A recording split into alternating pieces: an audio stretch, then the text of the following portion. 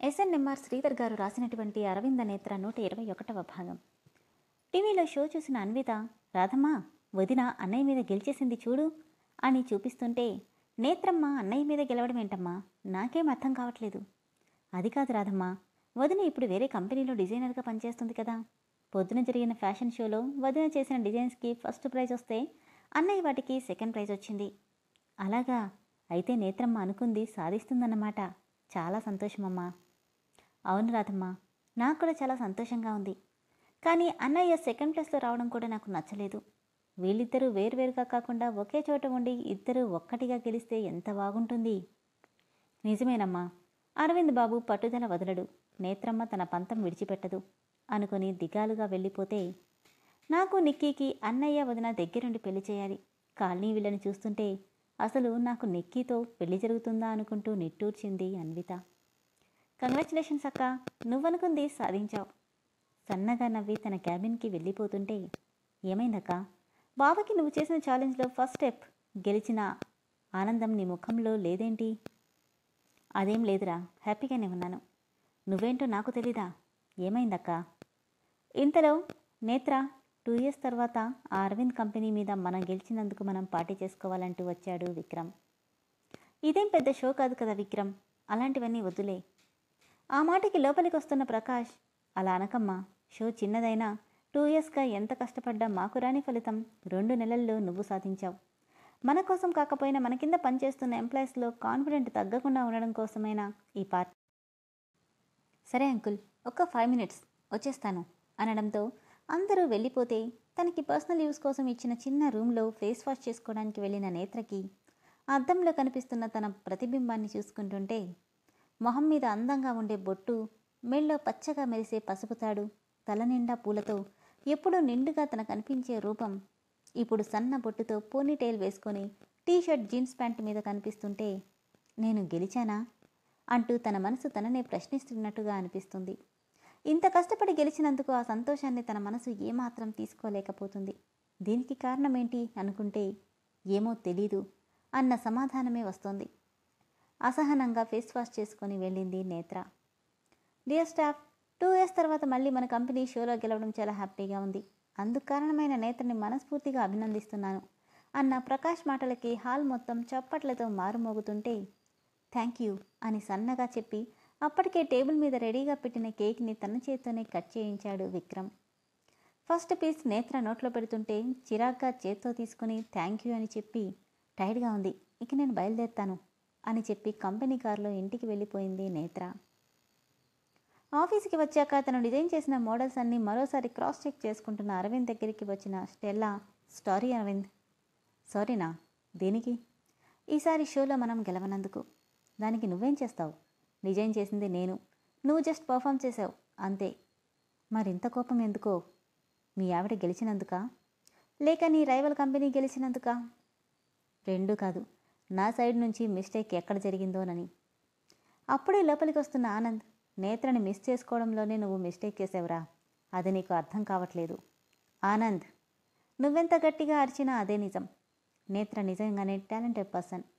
ఒక్కసారి నీ మొండితనం పట్టుదల పక్కన పెట్టి ఆలోచించుంటే మీ ఇద్దరూ కలిసి కంపెనీని తిరుగులేని కంపెనీగా మార్చుండేవాళ్ళు. ఒక ఆడదాని సాయంతో గెలిచే గెలుపు నాకు అక్కర్లేదు. అయినా ఒక్కదానికే అదేదో ప్రపంచాన్ని గెలిచినట్టు ఎందుకు అందరూ అంత షో చేస్తున్నారు? అవును, మరప్పుడు ఎందుకు ఓడిపోయానా అని అంతలా ఆలోచించడం ఎందుకో? పొరపాటు ఎక్కడ జరిగిందో తెలుసుకుంటేనే కదా నెక్స్ట్ అది రిపీట్ కాకుండా జాగ్రత్త పడేది. అంతేకాని నువ్వు ఆలోచించేది తప్పని మాత్రం ఒప్పుకో, అంతేనా? తప్పులుంటే ఒప్పుకోవడానికి. నందు, నువ్వు ఊరుకో. ఇక ఎంత చెప్పినా వినడని అత్తమ్మాయి మాట్లాడి వేస్ట్ కదా, పద వెళ్దాం అని ఇద్దరూ వెళ్ళిపోయారు. ఏంటి నేత్ర, నువ్వనుకున్న దాంట్లో మొదటి మెట్టు ఎక్కినా నీ ముఖంలో సంతోషం లేదేంటి అని అడిగింది లలిత ముభావంగా. ఏం లేదాంటీ, చెప్తే మనసులో బాధ తగ్గుతుందంటారు. పర్వాలేదురే, కాకపోతే నువ్వు బాధపడుతుంది నీ భర్తని కిందికి నెట్టినందుకా, లేక అతను ఓడిపోయినందుకో? కనీసం నీ మనసుకైనా సమాధానం చెప్పుకో అని చెప్పి లలిత వెళ్ళిపోతే, భారంగా నిట్టూర్చి బెడ్ మీద వాలగానే వారం రోజులుగా దూరమైన నిద్రకి కళ్ళు భారంగా మూసుకుపోయాయి. మొదటి గెలుపు ఇచ్చిన కాన్ఫిడెన్స్తో మరింతగా తన వర్క్ మీద ఫోకస్ పెట్టిన నేత్ర రెగ్యులర్గా వాడే మెటీరియల్ కాకుండా మార్కెట్లోకి కొత్తగా ఏదైనా మెటీరియల్ వచ్చిందేమోనని చెక్ చేయడానికి షాపింగ్కి వెళ్ళింది. అదేంటమ్మా, మన గోడౌన్లో లేని స్టాకా?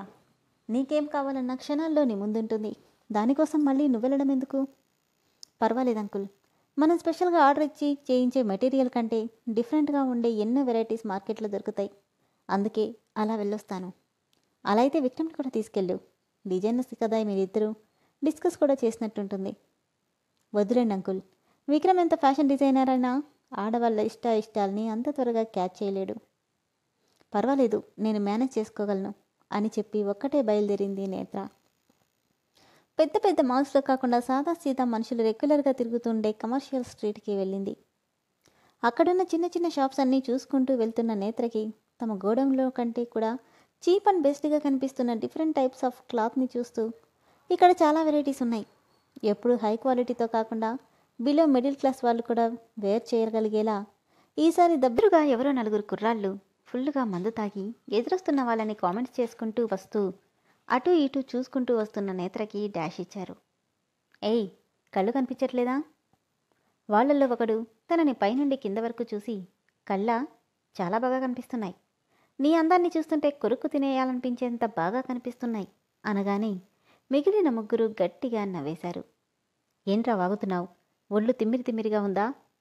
అవును పాప, చాలా తిమ్మిరిగా ఉంది, నువ్వు కానీ తీరుస్తావా అంటూ దగ్గరికి వస్తుంటే వాణ్ణి లాగి పెట్టి కొట్టి, చాలా ఇంకా తీర్చాలా, చంపేస్తాను జాగ్రత్త అని వేలు చూపించి వెళ్ళిపోతుంటే, ఎంత పొగరే నీకు, నన్నే కొడతావా, నిన్నీరోజు ఊరికే వదలను అంటూ తనని పట్టుకోబోతే ఆ చేతిని ఒక్కసారిగా వెనక్కి నెట్టి, ఏంట్రా నీకు భయపడేది, నువ్వేమైనా పొద్ద పొడింగివా, వీధి రౌడీలా ఉన్నావు, నీలాంటి వాణ్ణి చేత్తో కాదు చెప్పుతో కొట్టాలి, ఆ పని చేయనందుకు సంతోషించు అని వెళ్ళబోతుంటే, ఏంటే రెచ్చిపోతున్నావు, నన్ను చెప్పుతో కొడతానంటావా, ఇంతమంది ముందు నన్ను కొట్టిన నిన్ను అంత తేలిగ్గా వదిలిపెడతానా అంటూ ఆమె గుండెల మీద టీషర్ట్ని చింపడానికి గట్టిగా పట్టుకుంటే ఒక్కతోపులో వాణ్ణి తోసేసి పరుగుపెట్టింది నేత్ర.